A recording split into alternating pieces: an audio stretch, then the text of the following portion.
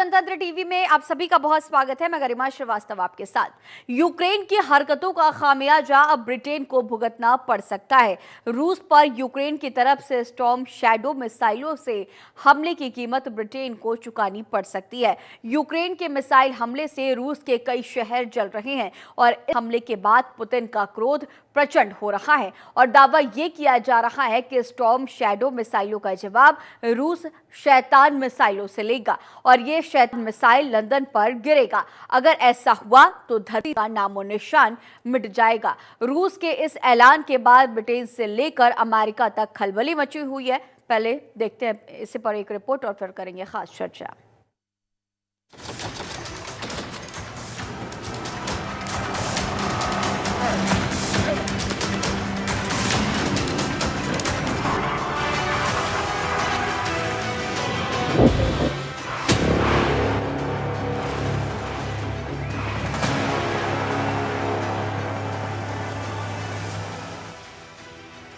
Britain पर मंडरा रहा काल, पुतिन का प्रचंड क्रोध, धरती से मिटेगा ब्रिटेन, लंदन में एटमी सुनामी। रूस पर यूक्रेनी हमले का जवाब घातक होने वाला है। पुतिन इस बार सिर्फ यूक्रेन नहीं बल्कि ब्रिटेन को भी सबक सिखाने की तैयारी कर रहे हैं। ब्रिटेन को दुनिया के नक्शे से मिटाने की चेतावनी दी है। रूस पर स्टॉर्म शैडो मिसाइलों के इस्तेमाल का बदला शैतान मिसाइलों से लिया जाएगा। रूस के इस ऐलान के बाद ब्रिटेन से लेकर अमेरिका तक खलबली मची है। लंदन में एटमी सुनामी, स्टॉर्म शैडो मिसाइलों से रूस पर हमला। यूक्रेन को ब्रिटेन से मिल रहे हैं स्टॉर्म शैडो। शैतान 2 मिसाइल से होगा ब्रिटेन पर अब अटैक। ब्रिटेन का नामो निशान हो जाएगा खत्म। रूस और यूक्रेन युद्ध के बीच एक रूसी सांसद ने ब्रिटेन को दुनिया के नक्शे से मिटाने की चेतावनी दी है। ब्रिटेन को धरती से मिटाने के लिए रूस की ओर से शैतान मिसाइल से हमला होगा। रिजर्विस्ट जनरल और पुतिन के समर्थक सांसद एंड्री गुरुलेव ने जोर देकर कहा कि यूक्रेन की ओर से रूस के खिलाफ ब्रिटिश स्टॉर्म शैडो मिसाइलों का इस्तेमाल किया जा रहा है और क्रेमलिन इसका बदला जरूर लेगा। रूस का एटमी प्लान, यूक्रेन के हमलों से क्रोध में पुतिन। यूक्रेन को नाटो से मिल रहा है समर्थन। ब्रिटेन के हथियारों का इस्तेमाल, रूस अब लेगा इसका घातक बदला। रूसी रक्षा मंत्रालय का दावा है कि रूस के ब्रांस्क क्षेत्र में यूक्रेन की ओर से मंगलवार को 6 स्टॉर्म शैडो दागे गए। मॉस्को ने दावा किया कि $2.7 मिलियन की मिसाइलों को मार गिराया गया। दावा किया जा रहा है कि पुतिन ब्रिटेन पर अब सीधा हमला करेंगे। ऐसा माना जा रहा है कि ब्रिटेन को खत्म करने के लिए शैतान 2 मिसाइल का इस्तेमाल होगा।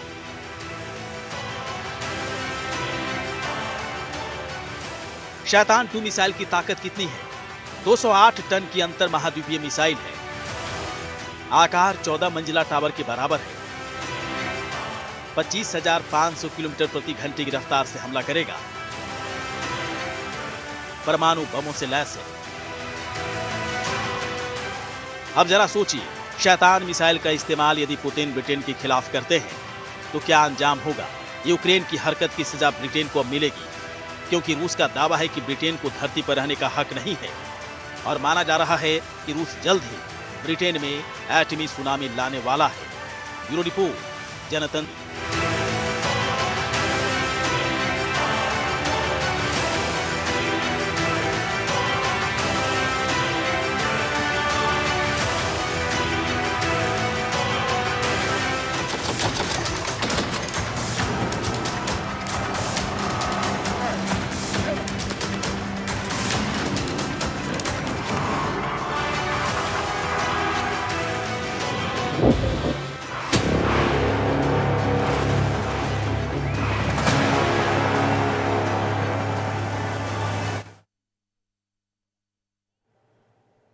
तो रूस और यूक्रेन में जंग लगातार जारी है और इन सब के बीच ब्रिटेन की यूक्रेन को मिलने वाली मदद अब ब्रिटेन के लिए मुश्किलें खड़ी कर सकती है, क्योंकि पुतिन पूरी तरह से बौखलाए हुए हैं। जिस मिसाइल का इस्तेमाल यूक्रेन ने किया पुतिन पर हमला रशिया पर हमला करने के लिए, वो मिसाइल अब रूस के कई शहरों को जला चुका है। अब चलिए इससे पर करेंगे खास चर्चा। हमारे साथ मेहमान मौजूद है, defence expert retired major Mohammad Ali Shah हमारे साथ खास चर्चा के लिए मौजूद है। सर, आपका बहुत स्वागत है। अब देखिए, जिस तरह से रशिया और यूक्रेन का ये जो जंग है 3 साल होने वाला है, लेकिन ये जंग कहीं से भी थमने का नाम नहीं ले रहा। सीज फायर की उम्मीदें की जा रही थी, लेकिन फिलहाल अब वो उम्मीद भी खत्म हो रही है। और इन सब के बीच ब्रिटेन को बड़ी धमकी पुतिन की, क्योंकि जिस तरह से ब्रिटेन की जो मदद थी वो यूक्रेन को की गई, तो अब ऐसे में पुतिन पूरी तरह से खलबलाए हुए हैं। रशिया के कई शहर जलते हुए नजर आ रहे हैं। ये बौखलाहट ब्रिटेन के लिए कितनी मुश्किलें आने वाले वक्त में खड़ी कर सकता है, और परमाणु अटैक की बातें भी कही जा रही हैं।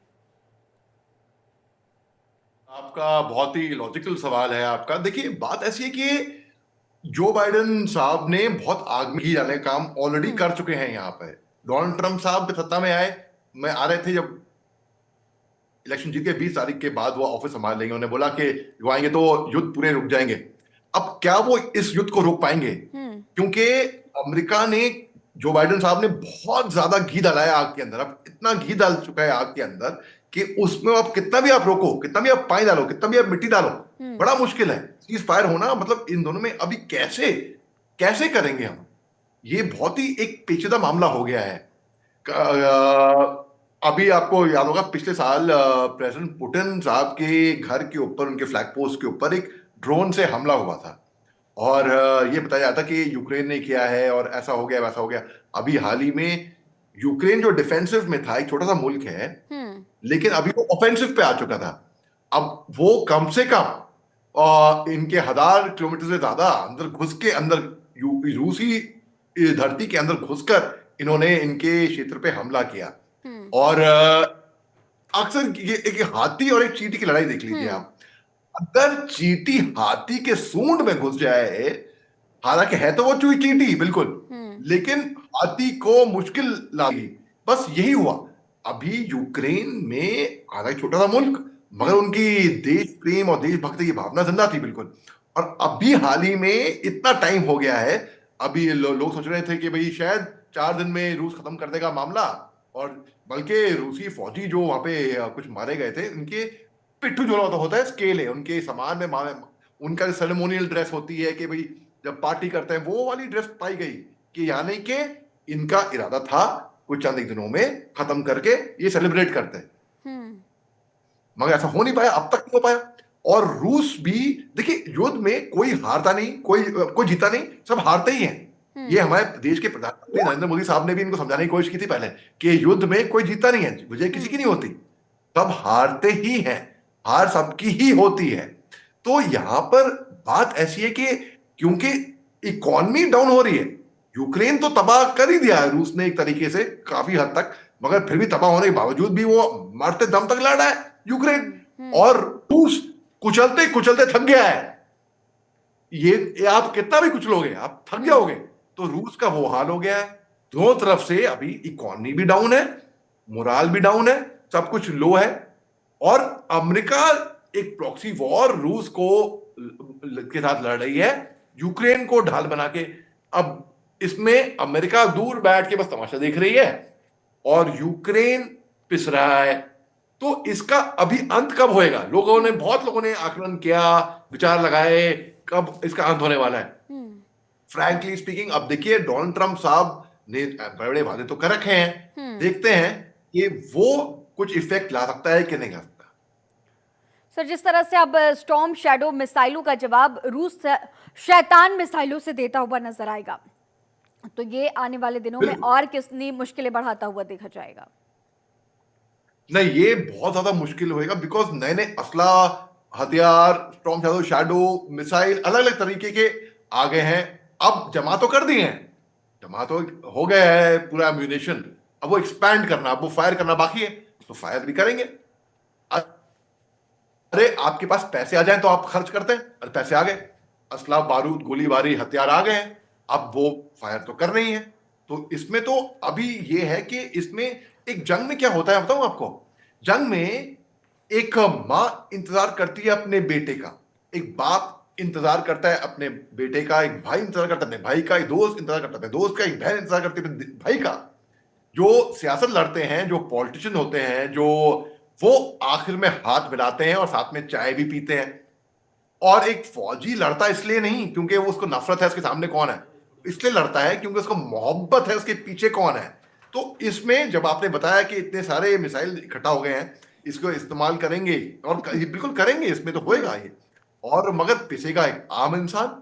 और एक फौजी होने के नाते जिसने अपने बाहों में अपने साथियों का दम तोड़ते हुए देखा है, अपने बहुत खून खराबा देखा है। मैं कभी भी कहीं पे भी जंग, कहीं पे भी हो जंग, चाहे कहीं पे भी हो, मैं हमेशा इसकी निंदा करता हूं, हमेशा मैं मनाही करता हूं कि जंग होनी ही नहीं चाहिए। हाँ, फौजी होने के नाते हम अपने वतन के लिए हंस के अपनी जान न्यौछावर करने को तैयार हैं, बिल्कुल कोई इसमें कोई शक की बात नहीं है। लेकिन जब देखता हूं कि मासूमों का कत्लेआम हो रहा है, जब बहुत लोग इसमें मर रहे हैं और इनके घर में, क्योंकि मैं पता है फौज में सबसे मुश्किल काम क्या करा है, हम सरहद में रहे हैं, हमने खून खराबा देखा है। सबसे मुश्किल काम मैंने तब किया है जी जब मैं किसी घर पे फोन करता था ना और बोलता था कि आपका बेटा या आपका भाई या आपका पिता अब इस दुनिया में नहीं रहा। वो जो उस ओर से टेलीफोन पे जो आवाजें आती थी, वो चीख पुकार अब तक मेरे को याद है और मेरे रोंगटे खड़े हो जाते हैं वो सोच के। तो इसमें हमेशा, चाहे रूस यूक्रेन, चाहे इजराइल हमास हिजबुल्लाह, चाहे हुती, चाहे जो भी हो, जो टेररिस्ट संगठन है उनको तो खात्मा करना चाहिए। टेररिस्ट का तो खात्मा, टेररिस्ट के पास तो मतलब जो इसने टेररिज्म के लिए हथियार उठा लिया भैया, उसने अपना अंत वहीं साइन कर लिया। जो निश्चित तौर जहां भी जो जी कुछ कहा आपने। जी, तमाम सवाल है सर आपके पास, फिर से लौटूंगी, लेकिन इससे बीच वक्त है एक छोटे से ब्रेक का, कहीं मत जाइएगा, जल्द होंगे हाजिर।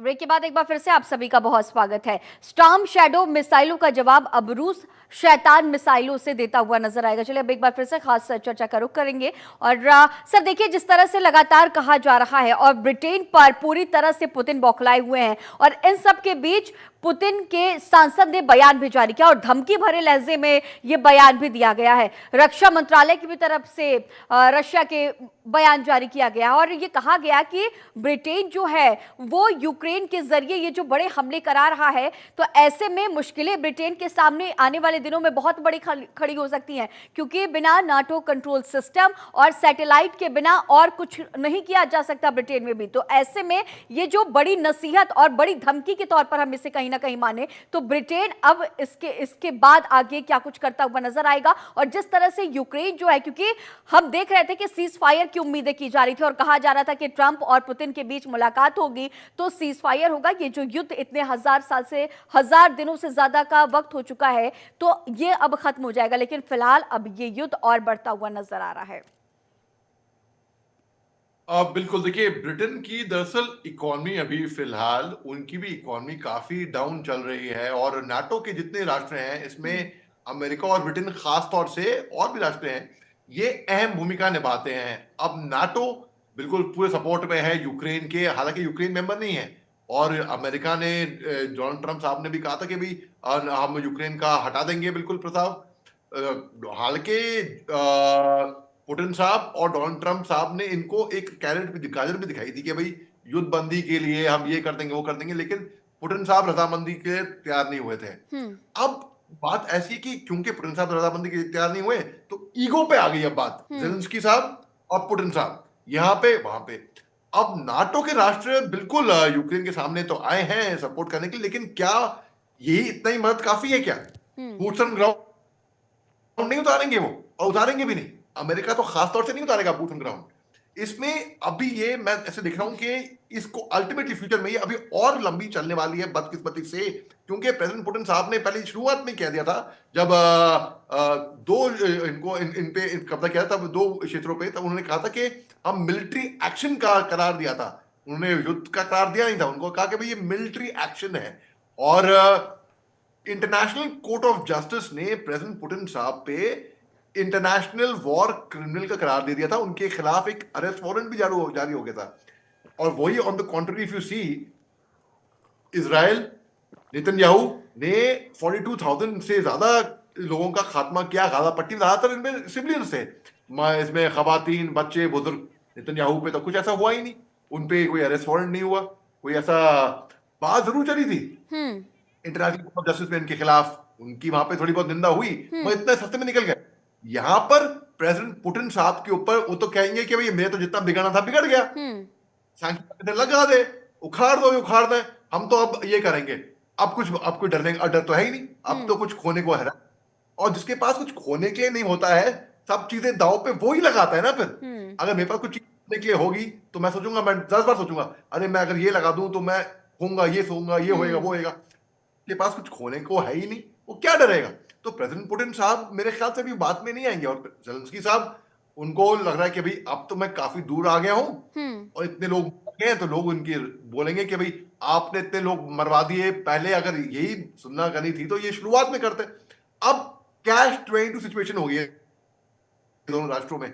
अब कौन पीछे हटे, कैसे पीछे हटे, क्या पीछे हटे। और जो नाटो राष्ट्र है, जिस तरह से सर आपने जिक्र किया कि अब ईगो भी दोनों ही कंट्रीज की तरफ से सामने आ रहा है और लगातार यूक्रेन को जो तमाम कंट्रीज है, चाहे ब्रिटेन की बात करें, चाहे अमेरिका की बात करें, मदद भी मिलती हुई। अब ऐसे में वो अपने आप को और मजबूत समझने लगा है। लेकिन अगर दोनों देशों की अर्थव्यवस्थाएं देखी जाए तो वो अब खराब होती जा रही है और यूक्रेन बद से बदतर वाली स्थिति में। सर, समय की कमी है, आपका हमारे साथ इस खास चर्चा में बने रहने के लिए बहुत शुक्रिया।